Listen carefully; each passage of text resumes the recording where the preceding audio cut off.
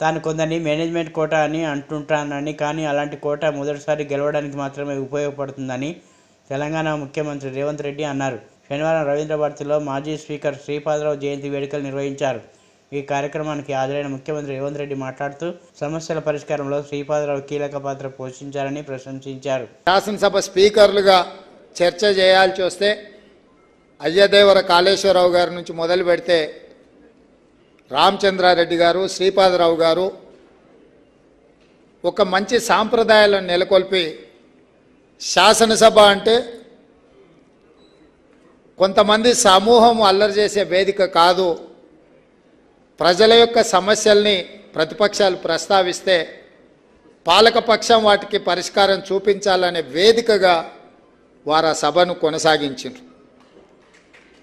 అందుకే ఆనాడు నాకు గుర్తున్నంత వరకు శ్రీపాదరావు గారు స్పీకర్గా ప్రతిపాదన వచ్చినప్పుడు ప్రధాన ప్రతిపక్ష నాయకుడు నందమూరి తారక రామారావు గారు వారి ప్రతిపాదనకు సంతకం పెట్టినరు.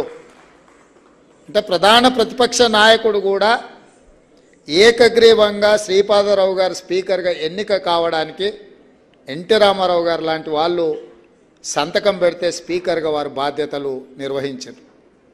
వారు మర్రి చెన్నారెడ్డి గారితో, పివి నరసింహారావు గారితో, కోట్ల విజయభాస్కర్ రెడ్డి గారితో,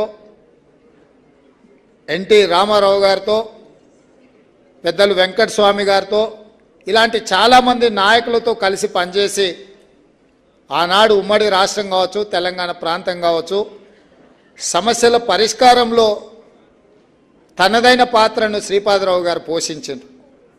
అందుకే ఈరోజు ఇన్ని సంవత్సరాల తర్వాత కూడా వారిని అభిమానించే వాళ్ళు, వారిని గుర్తు చేసుకునే వాళ్ళు, వారిని పివి నరసింహారావు గారిని గుర్తు చేసుకున్న తర్వాత వారిని కూడా గుర్తు చేసుకోవడం అంటే వారు నిర్వహించిన పాత్ర కీలకమైనది, బాధ్యతాయుతంగా వారు నిర్వహించింది.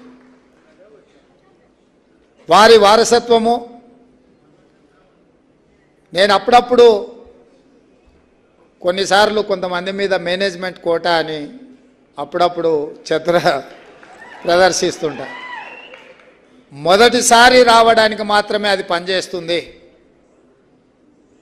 శ్రీధర్ బాబు గారు కూడా అనుకోని పరిస్థితుల్లో శ్రీపాదరావు గారి పుత్రుడిగా మొదటిసారి శాసనసభకి ఎన్నికైనా తర్వాత మెరిట్ స్టూడెంట్గా తన మెరిట్ నిరూపించుకొని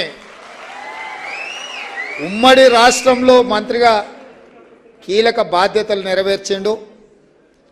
ఈనాడు తెలంగాణ రాష్ట్రంలో మొదటిసారి ఏర్పడ్డ కాంగ్రెస్ ప్రభుత్వంలో అన్నీ తానే నడిపిస్తున్నాడు. మీకు అందరికీ తెలిసి ఇంతకుముందు మిత్రుడు శ్రీనివాసరెడ్డి గారు చెప్పకనే చాలా విషయాలు చెప్పిండు. ఇదే కాదు, సభలో మా స్పీకర్ గారు మేము కూడా ఎవరైనా అతిగా చేస్తే గొంతు నొక్కాలన్నా వారి అనుమతి ఉండాల్సిందే, వారి సైగలు ఉండాల్సిందే.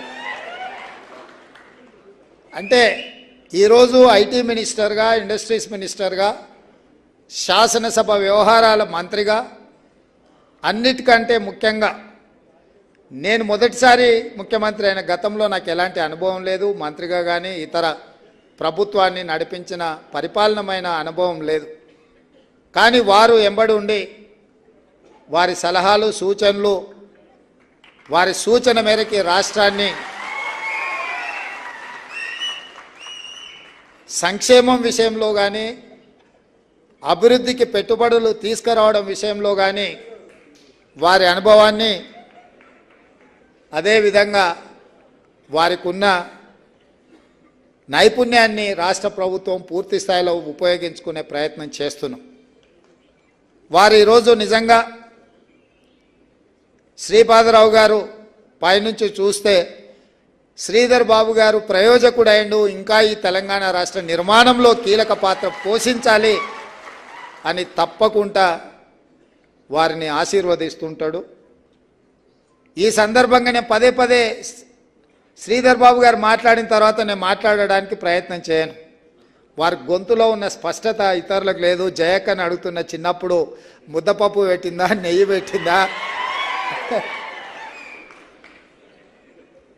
వారి భాష మీదనే కాదు భావం మీద వారి గొంతులో స్పష్టత మనందరికి తెలుసు.